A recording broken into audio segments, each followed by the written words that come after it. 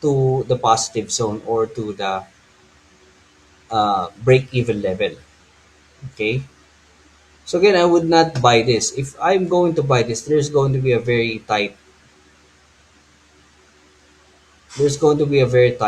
stop here. Okay. So, and I'm also going to be targeting for 250. Okay. So, hindi tayo magtutuda moon dyan. And also, RSI is around here. Nasa neutral zone pa lang. Wala na siya sa oversold level. So, buwelo na yan. Nakabuwelo na. Okay. So, let's take a look. XAU USD 24/7 over the weekend is stable at around 4148.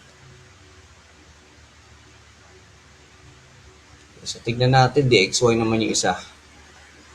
Yeah, so, si DXY, yan, pataas, no? So, coming from a downtrend channel, nag-breakout siya. May na-fake out pa nga eh. Okay? So, as long as this DXY is holding,